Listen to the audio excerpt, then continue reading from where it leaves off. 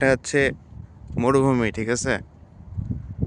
এই দেখেন মোড়গুলো এরকম, সব মরুভূমিতে সব জায়গায় এরকম পাথর, ছোট ছোট পাথর, বালির মিক্স, দেখছেন।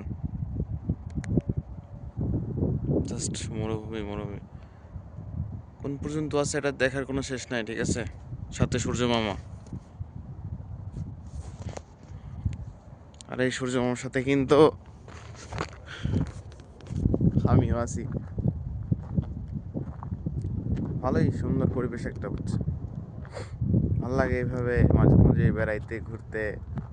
এখানে আসা হয় প্রতিদিন 2 বার 4 2 বার, 2 বার।